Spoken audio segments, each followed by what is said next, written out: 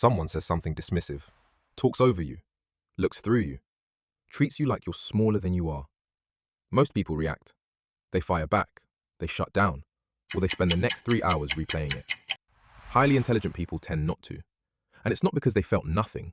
It's because of what happens in the space between being disrespected and deciding what to do about it.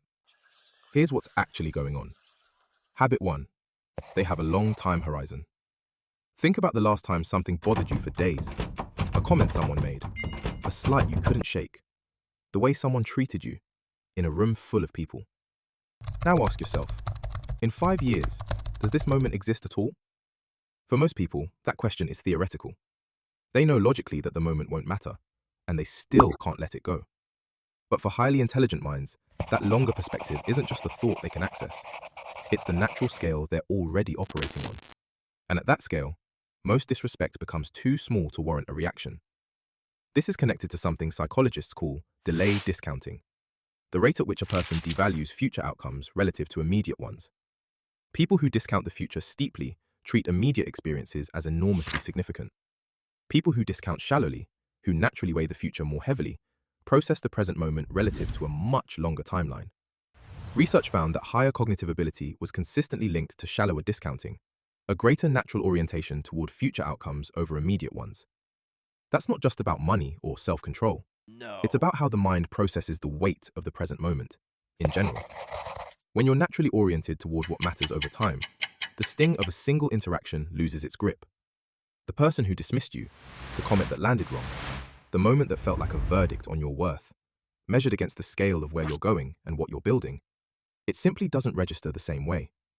This isn't detachment, it's proportion. And proportion is what makes the difference between someone who responds to the room and someone who responds to their life. Habit 2. They've already decided who they are, so one person's opinion can't change it. Disrespect only truly lands when there's an open question about whether it's true. If someone tells you that you're bad at something you know you're good at, it slides off. There's no grip.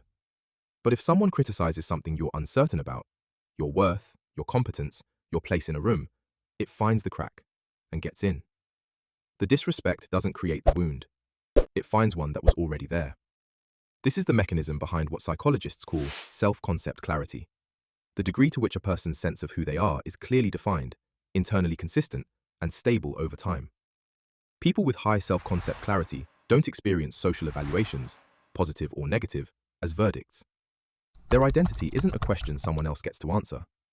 People with low self-concept clarity are perpetually taking readings from their environment, looking to others to confirm or revise who they are. Every interaction becomes a potential data point.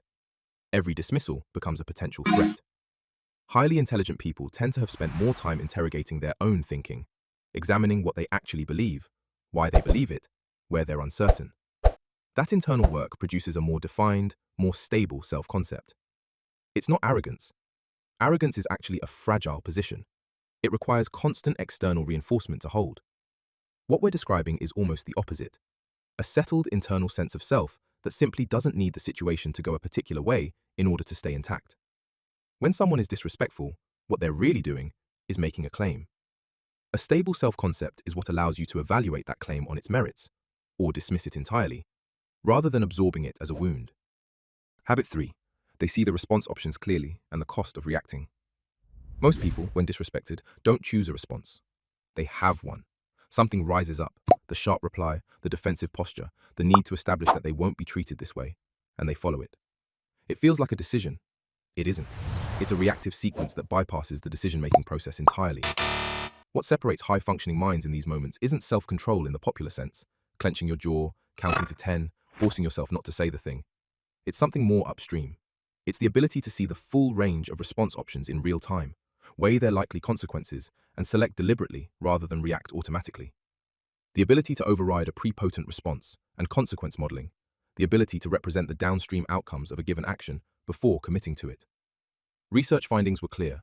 Reduced executive function was substantially more associated with reactive aggression than with proactive aggression, with an effect size of negative 0.45. The mechanism is direct.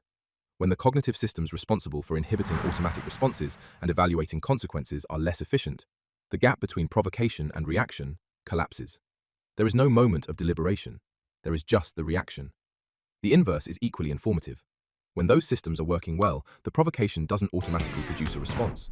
There's a pause. Not a conscious, labored pause, but a functional one, in which the mind rapidly processes what's actually happening, what the realistic options are, and what each one costs. And the costs of reacting to disrespect are rarely small. You reveal what bothers you. You hand the other person information about where your edges are. You shift the dynamic in ways that are hard to undo. You spend cognitive and emotional resources on something that may not have been worth a second of your attention. Highly intelligent people don't stay quiet out of restraint. They stay quiet when they stay quiet, because they've already run the calculation, and the math doesn't support a response. That's not suppression, that's a decision. Habit 4. Their silence isn't passive, it's a decision. There's a version of not responding that comes from having nothing to say, or from being too wounded to speak, or from simply shutting down under pressure. And then there's something else entirely, a deliberate, controlled choice to withhold a response, because responding isn't worth it. From the outside, these look identical. From the inside, they're completely different. One is absence, the other is power. The mechanism behind this is inhibitory control, the ability to consciously suppress a quick response, one that has already been generated, that is ready to fire, in favor of a chosen alternative, including the alternative of nothing. This is harder than it sounds. The response has already formed, the words are there, the emotional impulse is activated.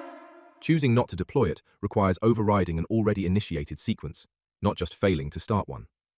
What this means in practice is that highly intelligent people who don't react to disrespect aren't necessarily less affected by it. They're making a choice, rapidly, efficiently, often automatically, to let it pass. The silence isn't a sign that the slight didn't register. It's a sign that the calculation happened and came out a particular way. There's something else worth understanding here. Responding to disrespect, matching it, escalating it, defending against it, almost always benefits the person who initiated it more than the person who responds. It confirms that their behavior had the intended effect. It invites further provocation. It reveals exactly where your limits are and what it takes to reach them. The person who can hold the line without flinching, not because they feel nothing, but because they've decided, changes the dynamic entirely. They become harder to read, harder to provoke, harder to diminish. The silence isn't submission, it's a strategy. Habit 5. They understand contempt says more about the sender than the receiver. There's a version of being disrespected that feels personal. And then there's what it actually is. When someone is contemptuous, dismissive, belittling, condescending, the automatic response for most people is to take it personally, to treat contempt as information about themselves, to ask, did I do something to deserve this? Am I actually what this person seems to think I am? Highly intelligent people tend to ask a different question. What's going on with them? This isn't a coping strategy they consciously deploy. It's a different default reading of what interpersonal hostility actually means. And the research on this is precise.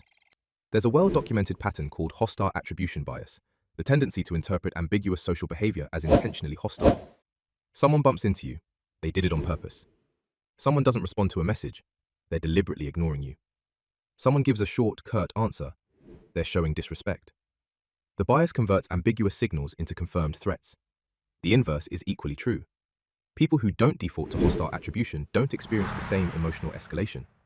When someone is dismissive, they're not wondering what it says about them. They're reading it as information about the other person's state. Insecurity tends to express itself as contempt. Stress tends to manifest as curtness. Status anxiety tends to show up as condescension. None of that is about you. It's a symptom.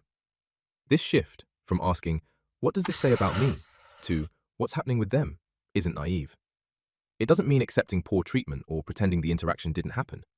It means the disrespect doesn't become a mirror. You see it for what it is, a signal about someone else's internal world, not a verdict on yours. Habit 6. They're genuinely curious about why it happened rather than hurt by it. Most people, when disrespected, experience it as something that happened to them. The mind closes around the injury, defending, justifying, replaying. Highly intelligent minds tend to do something different.